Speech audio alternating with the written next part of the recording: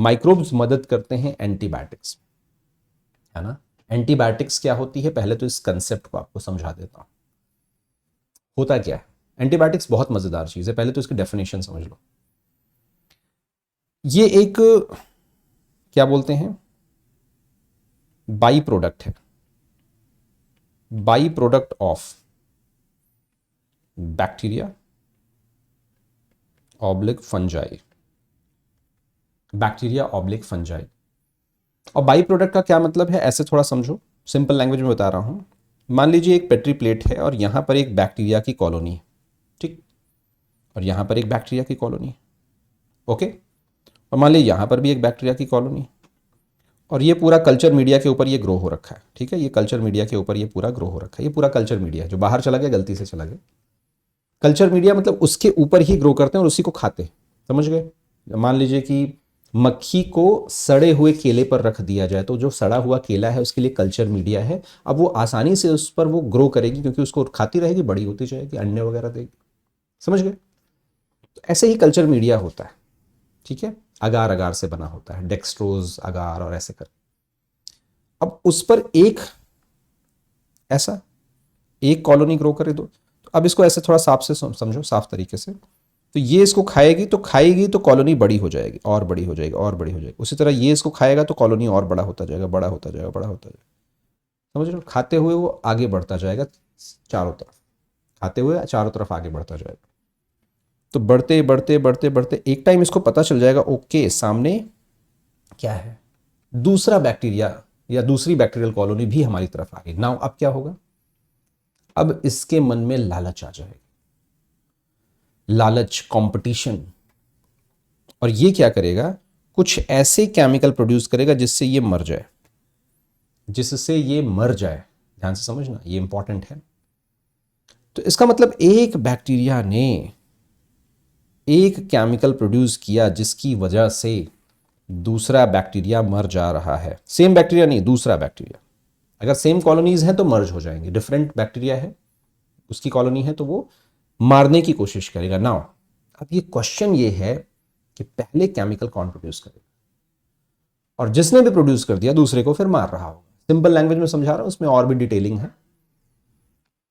तो एक बैक्टीरिया के किसी केमिकल की वजह से जब दूसरा बैक्टीरिया मर जाता है, या एक बैक्टीरियल कॉलोनी के केमिकल से दूसरी बैक्टीरियल कॉलोनी डिस्ट्रॉय हो जाती है, तो इसका मतलब इसका ही बाई प्रोडक्ट हुआ, कोई ऐसी चीज निकाली इसने, और उसी को हम बोलते हैं क्या, एंटीबायोटिक्स।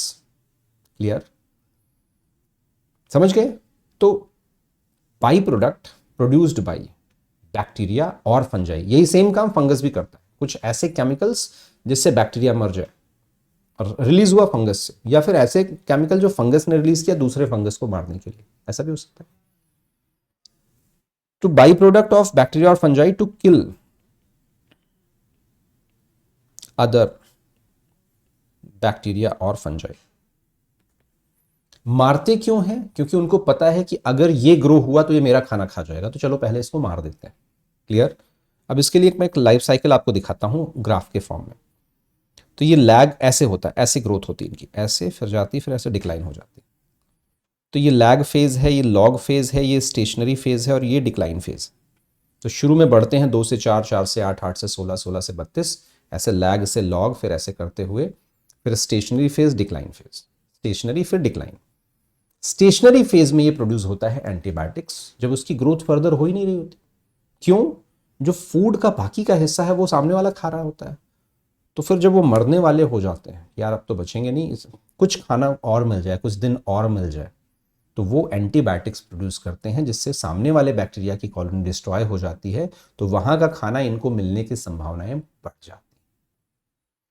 अब ये तो इनकी आपस की लड़ाई थी, हमने इसमें बेनिफिट कैसे ले लिया, हमने कैसे फायदा लिया, ये बहुत मजेदार चीज है।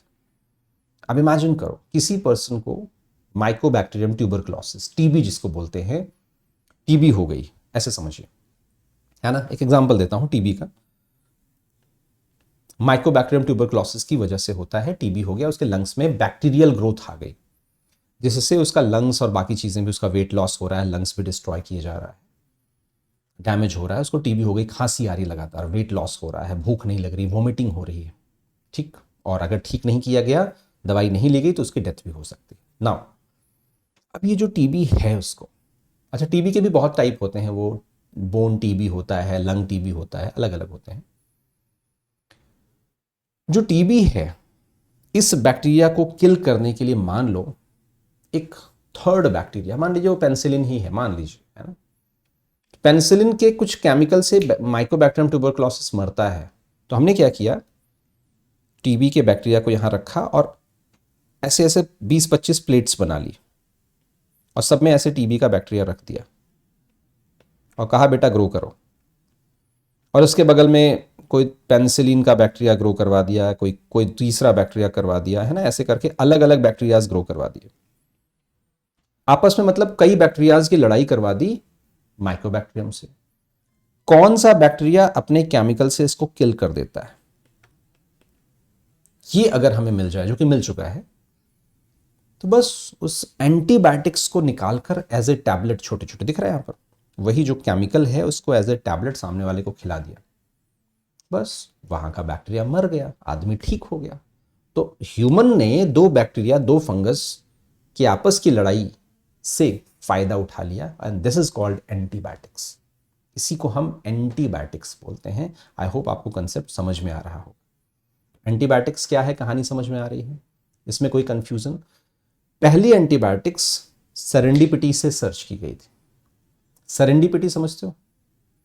एक भाई साहब थे, इनका नाम था अलेक्जेंडर फ्लेमिंग, इन्होंने फर्स्ट एंटीबायोटिक्स पेनिसिलिन डिस्कवर की थी। सेरेंडिपिटी समझते हो? आपके घर में कभी ऐसा होता होगा कि आप डिस्कवर करने गए, मतलब ढूंढ रहे थे या झाड़ू लगा रहे थे, सफाई कर रहे थे, और नीचे आपका सॉक्स गिर गया था, पेन गिर गई थी, वॉटेवर, फोन गिर गया था, ढूंढ आप उसको रहे थे और आपको मिल गया। पिछले मंथ में जो आप कोई गेम ढूंढ रहे थे, आपकी पेन ढूंढ रहे थे, वो नीचे पड़ी मिल गई, गलती से मिली ना, समझ गए? तो गलती से कोई चीज जब खोजी जाती है, that is called serendipity, right, serendipity. तो ये क्या कर रहे थे, अलेक्जेंडर फ्लेमिंग ऑब्जर्व दैट, क्या लिखा है, स्टेफाइलोकोकस ग्रो ही नहीं कर पा रहा था, वो ग्रो कर रहे थे लैब में, क्या, स्टेफाइलोकोकस। क्यों? क्योंकि उसके किनारे किनारे उन्होंने पता लगाया कि पेनिसिलिन नोटेटम नाम का एक फंगस ग्रो कर रहा है, जिसकी वजह से ये स्टेफाइलोकोकस ग्रो नहीं कर पा रहा है। तो क्यों नहीं ग्रो कर पा रहा है, फिर उस केमिकल को निकाला, फिर देखा इसमें, फिर वहीं से पता चला कि कोई भी डिजीज है उसका कोई ना कोई उसके उल्टा केमिकल होता है जो उसको मार सकता है, अगर वो बैक्टीरियल या फंगल डिजीज है। तो वायरल डिजीज पे एंटीबायोटिक्स काम नहीं करती, याद रख लेना। Viral diseases cannot be treated by antibiotics। Clear? छोटी सी बात है बट इंपॉर्टेंट थी, इसलिए लिख दिया अलग से। तो ये एक सेरेंडिपिटी थी, गलती से खोजा जाने वाली चीज थी, बट पूरी दुनिया को बदल के रख दिया इसने। वर्ल्ड वॉर 2 में मुझे लगता है बहुत से, हजारों, लाखों लोग वर्ल्ड वॉर 2 में पेनिसिलिन सिर्फ दवाई से जिंदा बच पाए, वरना इन्फेक्शन से मौत हो जाती उनकी। बेचारे घायल होकर आए थे, फंगस और बैक्टीरियल इन्फेक्शन बढ़ रहा था, उनको ये दवाइयाँ दी गई और वो सर्वाइव कर पाए, फिर बाद में ऑपरेशंस और सब चीज़ों से वो ठीक हुए। तो इनको प्लस इसकी फुल पोटेंशियल पता लगाने वाले दो लोग और, है ना, ये दो लोग कौन, अर्नेस्ट चेन, हार्वर्ड फ्लोरे और फ्लेमिंग तो है ही हैं। इन तीनों लोगों को फाइनली नोबेल प्राइज मिला। भाई इतना बड़ा काम किया था इन्होंने, तो इनको फाइनली नोबेल प्राइज मिला। इस तरीके से एंटीबायोटिक्स डिस्कवर हुआ। क्लियर? तो ये टॉपिक एंटीबायोटिक्स का आज का यहीं पर रखते हैं।